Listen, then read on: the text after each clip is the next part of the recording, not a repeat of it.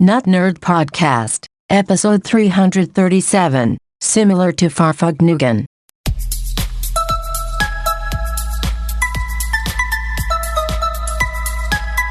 Welcome to the Notnerd Podcast. I'm Nate Heath, and we are here to help you tech better. Here with me, as always, Mr. Dave Baylor. Well, hello to you, sir, and all our fine feathered friends out there. Nate, I will say I didn't bring it up because I wanted to keep it for today's show fodder. Yes. Last week you said, "Hey, welcome to the Notnerd Podcast. I'm Nate." You didn't say Nate Heath. What? It threw me off. Oh, my goodness. Oh, that was the super late one where we were real wonky. Yes, man. Minutes from midnight. All these episodes, and then I just forget my last name all of a sudden. Anyway, so I just thought that was funny. But you said it this week. I was going to wait to see if you were trying out a new thing. Protect my identity. Well, I did want to bring up your pick of the week from a couple weeks ago, the Anker MagSafe little ring doohickey. I did. That's the official term. Yes, I did get mine, and I have been using it. It is nice, but I run into the same problem as you. I get in the car, I take it off, I set it down to put my phone on my MagSafe charger, and then I don't always remember to put it back in. I did figure out, if I'm smart enough, if I take it off my phone on my keychain, I have previous pick of the week, the Gerber mullet little multi-tool thing, which will stick to the magnet on this, so I can put it on my keys while I'm driving my car and then remember. But it is a nice old device. It is. It's nice just to have it on there and not have to use the pinky anchor phone hold method. But thank you for that pick of the week. I just stick mine to the metal plate in my forehead. Oh, yeah, that would be nice. So a pro tip on this, and for all those who might be tempted to buy one of these, if you drop it in your car and your car's not immaculately clean, it may pick up some metal filings because there's some metal filings in sand and whatever. I noticed I had some circular scratches on the back of my case. Oh. And so I think I'd put it on there, and then it spins. Gotcha. It just spins around like through friction. Yes. Like it doesn't. There's no spinning mechanism. And so I think some metal filings had scratched the back of my case. So be wary of that, especially if you use it without a case. Ooh, yes. You'll be scratching your phone. Ooh, yeah. Frightening. Well, let us get into some follow-up this week. One of the things, and I kind of half listened during the Google I.O. thing that I was watching, but you found an article about Google Maps Immersive View is the ultimate graphics mode for Google Maps. Now, you might be saying, well, Apple has their flyover, but the subheadline of this Ars Technica article said, simulated cars drive down the roads, birds fly in the sky, it rains. Yeah. So this is, I think it's using, is it NVIDIA's GeForce technology or something, or maybe that's what they compared it to. But I cannot wait for this. I've been a Google Maps fan. I've talked about it multiple times on the show, Google Earth, rather. Yes. Where you can just fly anywhere in the world. I've even connected it to my VR goggles, and you're like really like flying over the earth, and you don't want to go too fast or you might get sick to your stomach. But regardless, this is the next evolution. Let's say you go to London or whatever, and it switches to this immersive view. It takes all the data points, the architectural information, the weather, atmospheric conditions, the traffic patterns, the birds. I read the article. Those are they're not tracked. That's just a flourish that they put in there.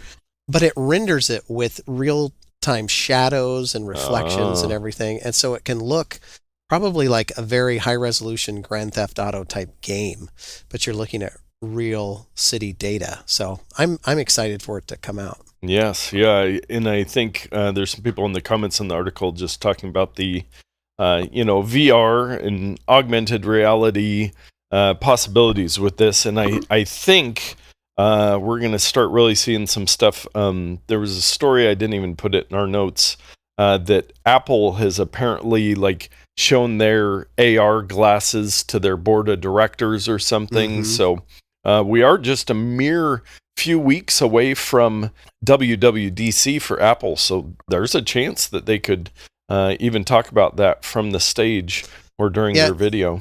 It seems interesting if they've kind of let it leak to some people that it couldn't be close because, they really like to keep their information very close to themselves. And I can find no evidence that they're partnering with NVIDIA on this. I think maybe somebody just You made that up.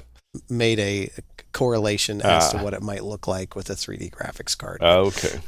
I digress. Please, what was the next VR experience we're going to discuss? Yeah, speaking of VR, Wendy's opens its first VR restaurant. We were talking about the other couple, Quiznos and whoever else was going to do it. Well, the Wendyverse is opened in Horizon World. So, Dave, I think you and I were actually unrelated talking about a fast foodie adventure that we need to go on. So maybe we need to get me plugged into Horizon World so I can visit Wendy's in virtual reality as a former Wendy's employee. Yeah. Maybe I would have some insights.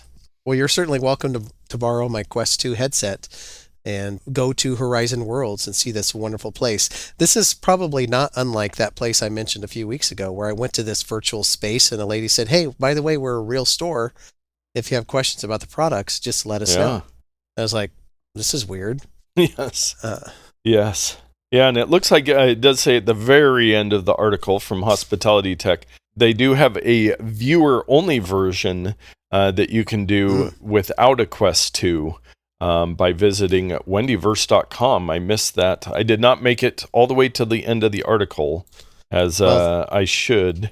Be sure to have your Facebook account ready to go because you won't be able to log in and participate without a Facebook account. Yeah. Although they're talking about they're going to change that in the future, but I don't think they will. Wendy's Verse. Yeah, they've got a whole website there. I'm not going to waste any more of everyone's time on that, but we will report back on fast food in virtual reality in the metaverse. Something that will not run the metaverse, Amazon has updated their Fire 7 tablet.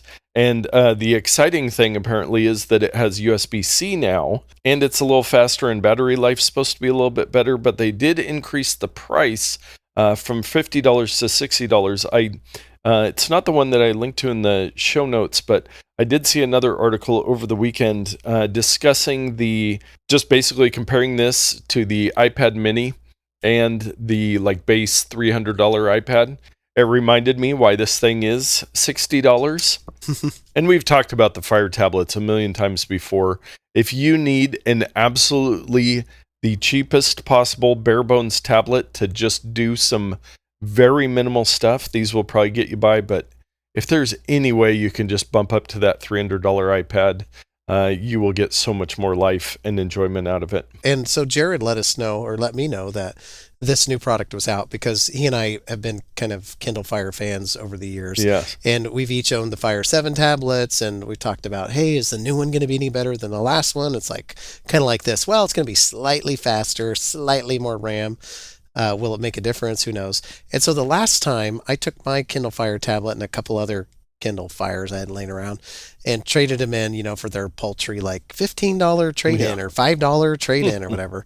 And I got the 10-inch version, which does have a faster processor and does have more RAM. I think instead of 2 gigs of RAM, it was 3 gigs of RAM, which made a considerable difference. And I would say that the 10-inch one runs relatively well compared to iPads and stuff. But it's always, well, not always, it's had the USB Type-C connector on it. Oh. And so when Jared mentioned that, I was like, oh yeah, the Fire 7 doesn't. Yeah. And so it's nice that they do, because that was a huge advantage to me, because I have very few products that use that mini USB or micro USB. Yeah. It's either Lightning or USB Type-C. Yeah. I don't want another one. Although I do have an iPad on my desk that's running with a dock connector. But that's just part of my retro. Yes, your retro lifestyle. So they do say it's 30% faster, and then this one has 2 gigs of RAM instead of 1 gig. The one thing that really set them apart in the comparison I was reading is the cameras, where the iPad mini and the base iPad have a 12 megapixel on the back and an 8 megapixel camera on the front. The Amazon Fire coming in strong with 2 megapixels, both back and front camera. So some of those extra things. But again, for very basic stuff. They do have that kids version that we've talked about before where you pay a little bit more, but it comes with a fun kids case, and they will replace it if your kid or you break it, and some extra. The Kids Plus service comes with a year of that. But anyways, wanted to mention those, a little upgrade there. But again, please try to get an iPad. I would not recommend these for anyone who could afford an iPad. But if you simply cannot, then now would be the best time to buy a 7. And I think the 10-inch is probably still faster and has more RAM than the current 7. So you'll have to check that out yourself. But like I said, it works as I expect. The 7 was like, this thing, I'm waiting forever for it to do stuff. Very nice. Well, I think we need a new segment on the podcast. It's been a while since we've introduced a new one. The day late, dollar short category. You're a day late and a dollar short. You're a day late and a dollar short. And this one I saw this week. Spotify tests letting artists promote NFTs on their profiles. Because remember, we were talking about those NFTs, and they're really, really going like fire right now. No. Oh, they're on fire right now. Yeah. This would have been great about 6 months ago when these Bored Apes were being sold everywhere. But now everybody's kind of seen NFTs as the scam they are, the pyramid scheme. So they can promote them if they want, but I think the gas has run out on those for musical artists. So take that for what you will. And a little crypto watch. Some of you might remember, I don't even know if we talked about it on the podcast, but Miami in the state of Florida, they created the MiamiCoin crypto, and the mayor backed it, and it was going to be, the future of how Miami worked. It was a historic moment. That it would one day replace municipal taxes as the government's primary source of funding. Well, this is this week's story and dropped to 95% in value. Yeah, so this is no surprise to me. Is a little. I'm a little sad for Miami and the mayor and everybody who put money into this, but I mean, come on. I don't know why you would ever do this to begin with. Yeah. So MiamiCoin's creator, an organization called City Coins, has been no less enthusiastic, portraying the coin as a financial experiment that will empower citizens with a community-driven revenue stream while spurring new digital city services. Not doing so well there. Yeah, the U.S. dollar could take care of all those things you mentioned as well. Oh, so. What a novel idea. You know what else can take care of your problems? Dave's Pro Tip of the Week. Well, I sure hope so. And I sure had a problem a couple weeks ago. I was at a meeting. I was getting ready to do a presentation. Spoiler, the people who were before me went too long. And so I don't get to do the presentation. But anyway, that's neither here nor there. I put my computer, because I'm like, well, I'm going to hook it up to the projector, and my screen's going to be on there and everything. I don't want Val to send a message and be like, be sure to be home on time for dinner tonight or whatever. And so what do? Is I put my computer in do not disturb mode. And then the meeting goes on. I know I'm not going to present it. I put the computer back in my bag. I go on with my life, being sad that I didn't get to do my presentation. Well, several hours later, I pick up my phone to do something. I'm like, why are all these notifications here? All these text messages and emails and all these things? Well, by default, when you turn on do not disturb on one of your devices, it turns it on all of your connected iCloud devices. Why this is a default thing, I have no idea. But it stymied me, and I'm going to tell you all how to turn it off if you've ever experienced anything like this. So you can go no farther away than your phone, your iPhone, or this will work on your iPad as well. And what's that word I'm trying to say? Presumably? Close enough. What's that word you try to say all the time? Vulnerability. I presume that you will be able to do this on your computer also. And I hate to waste everybody's time, but I'm going to click on it real quick. Yes, it is there. But we're going to focus on the phone, and I'll show you how to do it on your computer. So on your phone, you go into your settings, and you simply go to the focus area. It's the purple icon with the little moon inside of it. And there on that page at the bottom of the items, it says share across devices. Turning a focus on for this device will also turn it on and off for your other devices. Man, it got me. So on the computer, you go to your system preferences, you go to notifications and focus, and you have to switch over to the focus tab. And there at the bottom of the screen is a checkbox that says share across devices. So the reason this is important to know that it's in various places is because I may want to disable this for my computer, but I may want to keep it on for my watch and my phone. So if I put my watch in do not disturb mode, my phone would also, since they're typically near me. But my computer, come on. It's like if I'm at my desk and I'm doing a presentation, I still may want something to come in across my watch or my phone. I do not like that it by default shares it across all your devices because it got me. I never use it on my computer.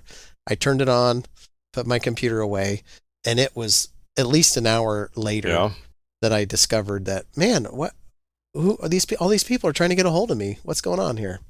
I had that today as well. So this is very timely for me, and I've been frustrated by it many times. And so I'm the exact same boat as you. I was getting on a call. We were looking at some software. Didn't want any notifications popping up, so I turned on Do Not Disturb. I just did it for an hour, so it automatically turn off after an hour. But I do want it when I go to sleep. I usually put my phone down, plug it in, put it down. I'm listening to a podcast, but then on my watch, I just flick up, put on my sleep focus setting, and then I want it to do for my watch and my phone. But my computer is independent of those devices at most times. So great. Don't get caught. Don't get caught. I will not anymore. Before we get into our takes, because there sure wasn't a whole lot of news this week, I did get a message from a friend of the show, Chris, and he had a Notnerd idea. Now, we've done this in bits and pieces, and maybe we did it, several years ago, but he wanted to have us talk about the behind-the-scenes production. And he's always curious to see how the sausage is made and who does what, etc. So, and Dave is demonstrating for the one viewer of his video, me, he's playing the Nintendo Switch, which is his contribution to... I just play my games the whole time, and when there's a lull in speaking, I know it's my turn to talk. Yes, so yes, indeed. Well, let's just kind of go through. So we'll start with Friday nights. Usually, I am DJing down at the bar, the Marathon Tavern in Portland, if you want to come see me. And during slow times, I'll start going through my Feedly news. Now, both of us are paying attention to tech news through the week. We do have a special Apple Messages group where we can put show links through the week. But that's where I really start going through, the hundreds of articles that I have in my feed, looking for news. I just open up new tabs. And then some point through the weekend or on Monday, hours before we record, I put together our show notes document. We do use Apple Notes. So we do a new note for each episode, and we kind of have our format in there, start putting the links in there. And then Dave, sometimes before we actually start recording, will add in his pro tip of the week and his pick of the week. So that's pre-show. We get the notes together, and we also, if you really want to know, we text message. We recently have been recording on Monday evenings, so I'll usually let Dave know the notes are up and say, hey, you good for about the normal time? And what I'll usually do then is I will take a quick look at those and click on any articles that I find interesting, or it's like, oh, I don't know anything about that. I should probably get a little background on it. So, but that doesn't always happen. Most of the time, I'm just caught off guard by the stories that you have in there because I haven't taken the time. Yes. Sometimes I do. Yes. So then when it is time to record, I open up Zoom. I send Dave the Zoom link. He connects at some point into our meeting. We usually have a little chit chat. Then because one backup is none backup, Dave records the Zoom on his computer conversation. Then we also use OBS each individually on our computers to back up. So then we record the episode. After the episode, we chit-chat some more. And usually before the episode, we're chit-chatting and we start talking about tech. And we're like, oh, yeah, maybe we should just wait and talk about this during the episode instead of wasting our voice. Then after, we use a service called Resilio Sync, which quickly, most of the time, except for last week, syncs my recording over to Dave, and then Dave takes it from there. And what are your next steps? 9 times out of 10, I will use your local copy that we recorded in OBS and my local copy that's recorded to my hard drive. And I marry those together in a tool called Logic. It's from Apple. It's a DAW, digital audio workstation. I align the clips, trim out as much silence and as many ums as I can. And with Nate here on the show, that's a full-time job. Oh, man. One time I actually did the audio, and I just felt Dave's pain because I would be looking across the waveforms, and I learned where my ums were because it was a very consistent waveform in there. So I thank you for removing all of those. Yeah, and then I add all the sound effects and everything. And as you mentioned with the backup, we also do have the Zoom audio recordings that were recorded on my computer. So those are sometimes better to use because they align perfectly. But the audio quality is just not quite as good because there's a lot of compression that goes on. But 9 times out of 10, listeners at home probably don't even notice because it gets compressed anyway as we send it out to our streaming partner or podcast partner. So that's it. I use the tool to, well, let me back up for a second. So once I edit the show, I upload it to a Google Drive. I send you a notification with the show title and a link to the file, and you listen to it. Oh, well, I shouldn't spoil what happens. What happens next once you get the file, Nate? Yeah, so we've been recording on Monday nights. You usually send that over in the wee hours Tuesday night. Then my routine is Wednesday morning when I wake up after I go for a little walk and have some breakfast. I sit down at my computer, I download the file, I open up Libsyn, who we use for our podcast hosting, and it is really great. I've used a couple others like Podbean, helping other people out. I think Libsyn's amazing. If anybody's thinking about starting a podcast, definitely look into Libsyn. But I go in there, I go to the previous week and pull the source code of our show notes out of there, copy that, paste it into a new episode, copy the Apple Notes in there with all the links and everything. And then I listen to the episode at about 1.5 speed, 1.43 speed on my computer through a program called VLC. And that's where I put in all the time codes. So I'm listening through, make sure Dave didn't miss anything, make sure everything sounds okay. And then I get all the links in. So once I get done with that portion on Libsyn, you click a button and it publishes it everywhere. And then I have to wait probably about 5 minutes usually. It creates a draft post on our website that I go in there, click a couple things, upload the show image. Oh, the show image, I'm thinking through the show notes. I'm like, okay, what's something that's going to have a fun picture?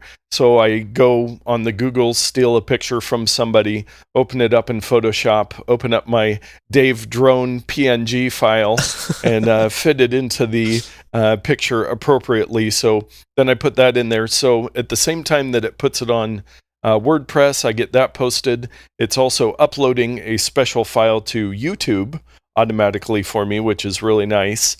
And then I go into YouTube, add in the tags, a couple little tweaks into the notes, and then hit publish. And when I publish the WordPress, our website, that one, it sends and does the post on Facebook, Twitter, and LinkedIn from there. So it kind of automates that process. So it's streamlined. We probably put in a lot more work than we should.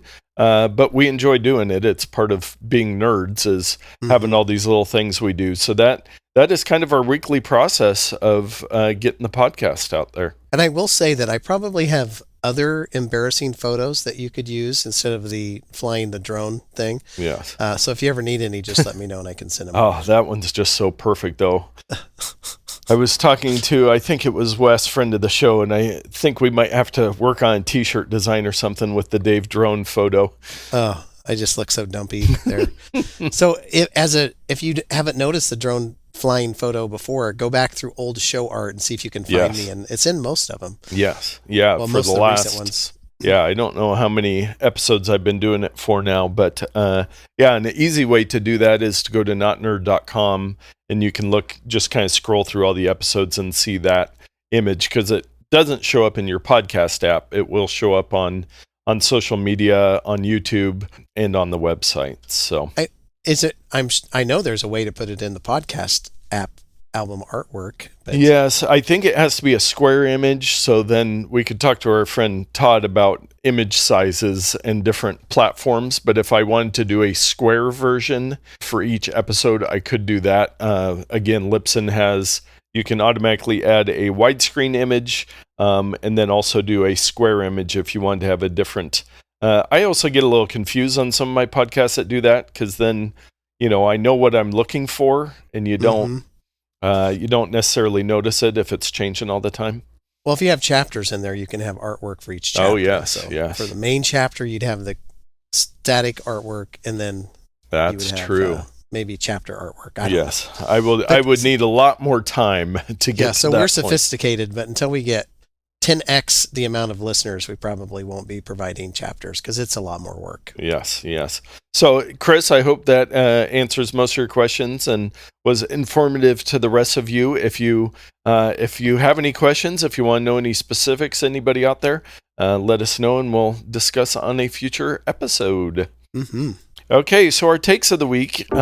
This first one, and this one probably could have gone into Followup, because we've talked about Meta and their huge stock dive that they took, and that they're not doing really great, and people are kind of wondering things. But the headline: Meta freezes hiring for shopping team, Messenger Kids, and other products.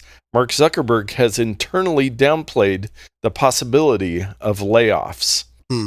Because he feels that he is untouchable, I would assume. But I just can't imagine. I mean, they lost, what was it, like nearly 50% of their, stock value, that maybe you would at some point have to lay somebody off.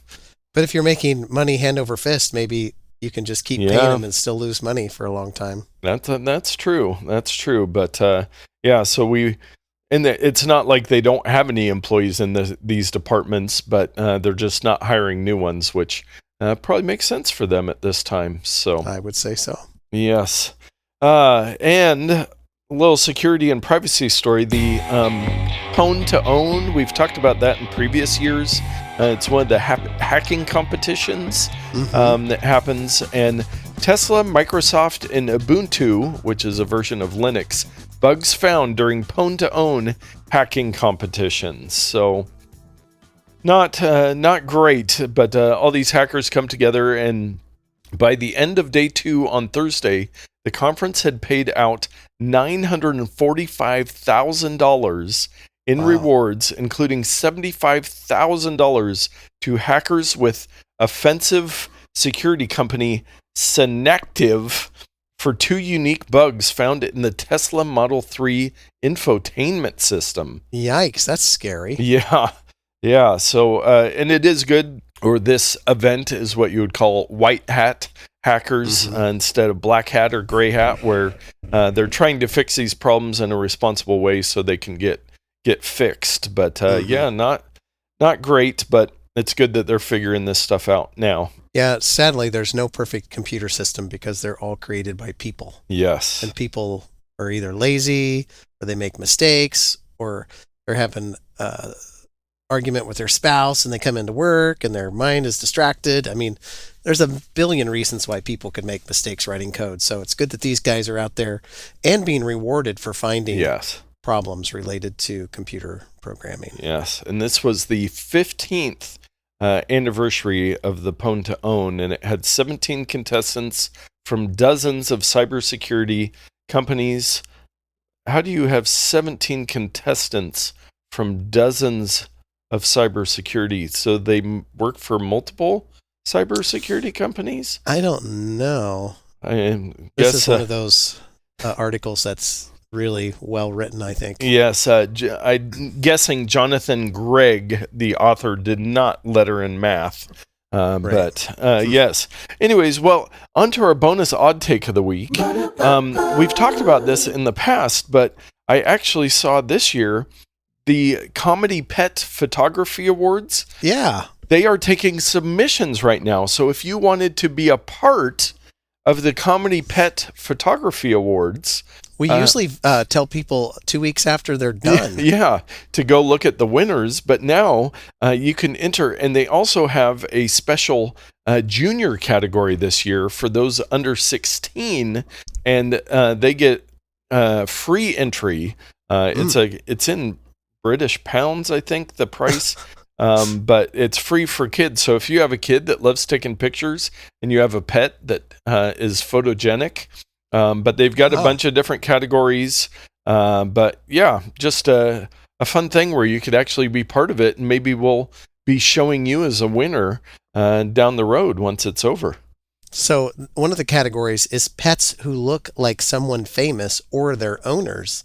Do you have any pets that look like you, Nate? One of our guinea pigs kind of looks like me on a... If I put a little fake mustache on him, we'd basically be twins.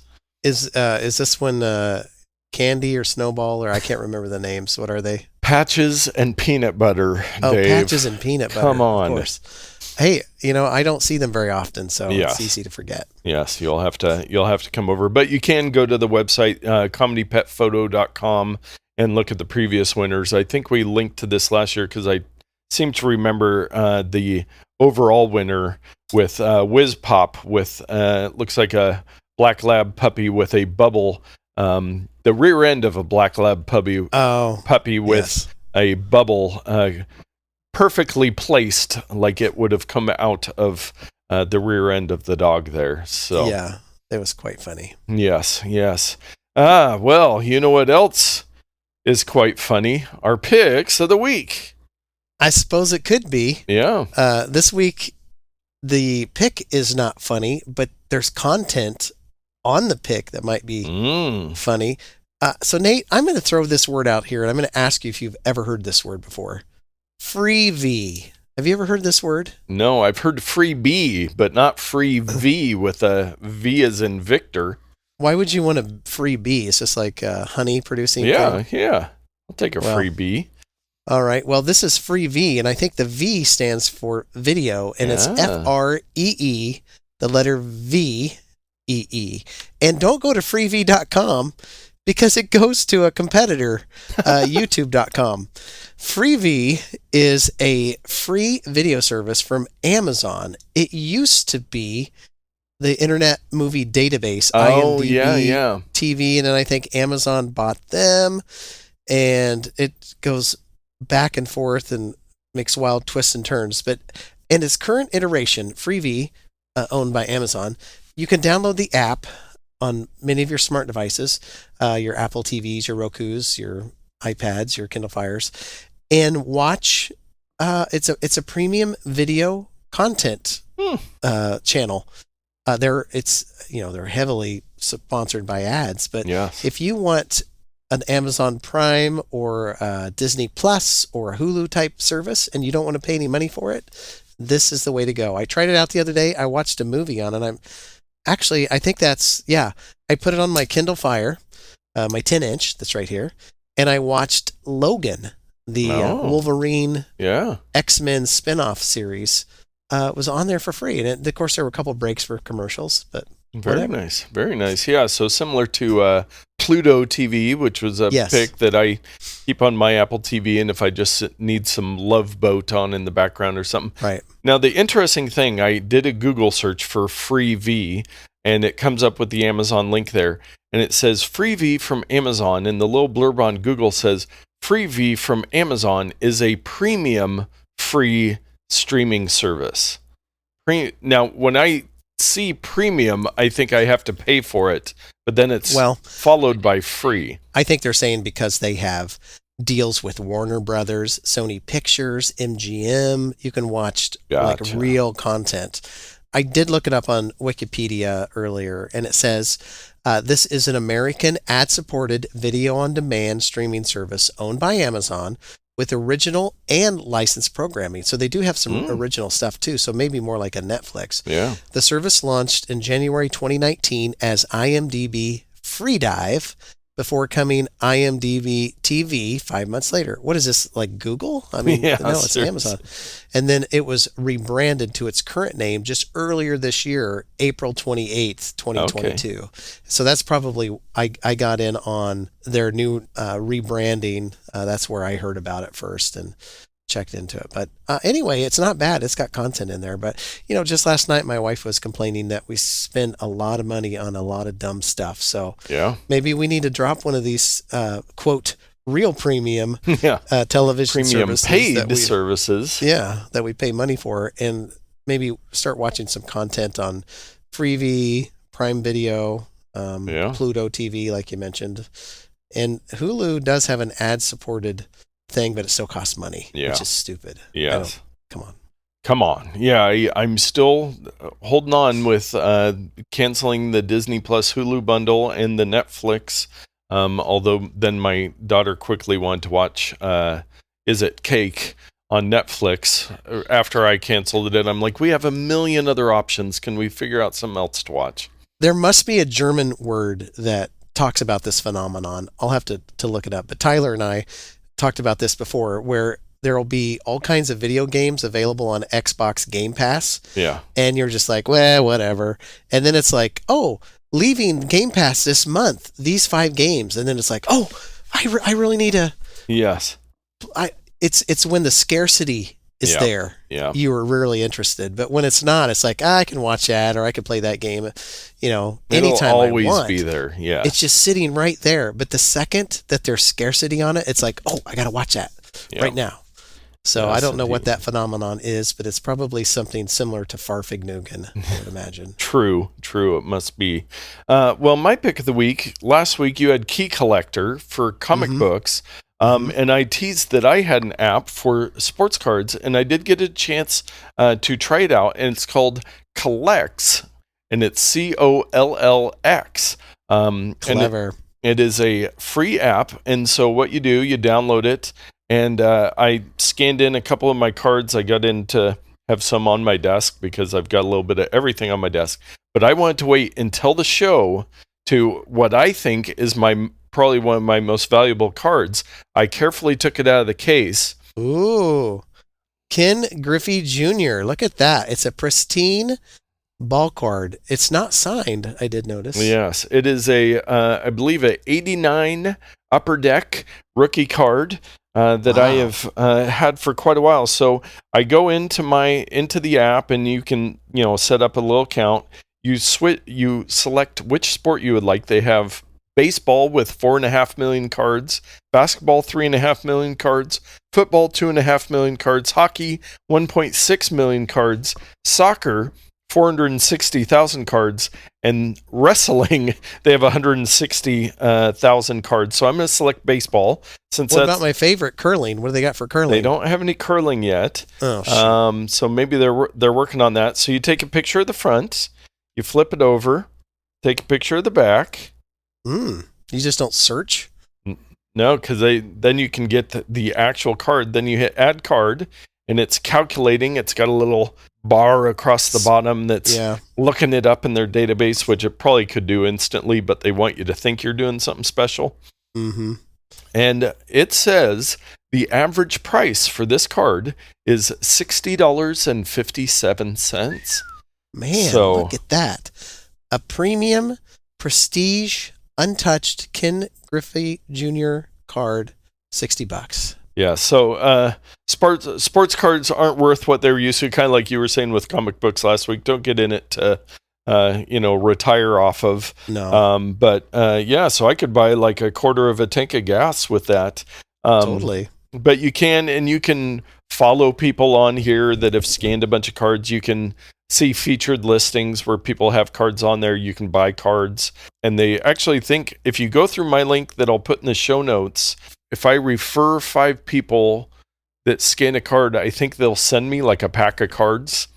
Oh, that's cool. Yeah. Now, is this a free app or is it a monthly thing? Or what does It cost? is free. I think it seemed like maybe they had a premium. I guess maybe they take a fee if you sell cards through the app. I see. But I did scan a couple of my other cards, and I'm trying to get back to. I had a couple basketball cards and stuff there in the same stack. But yeah, you can search. You can add cards manually by searching, but you can also take the pictures. And all the ones I tried, I did.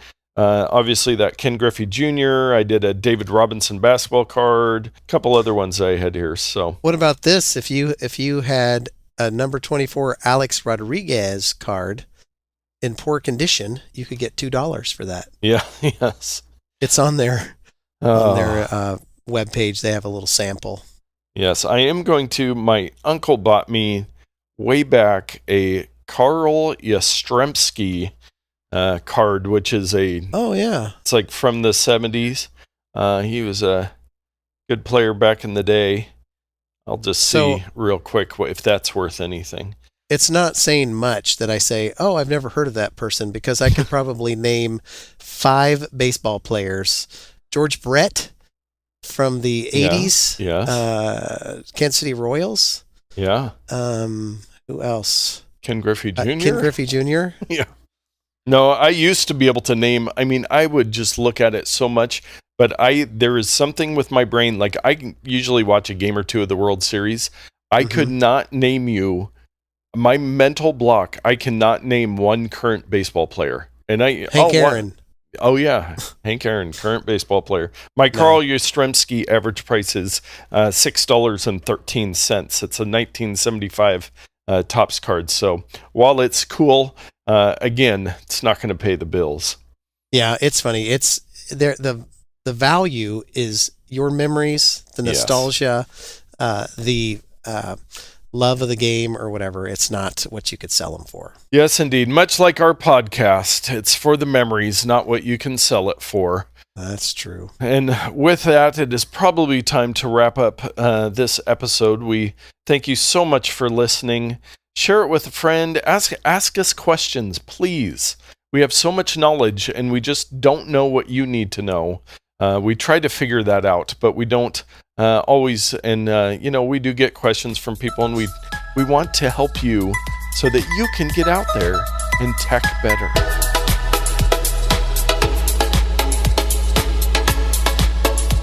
Man, that was one of your best outros ever. Oof.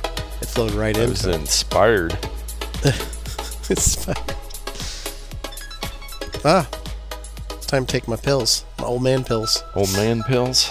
7:30 every night, my alarm goes off. It says, Dave, Take your old go man up and take your old man pills.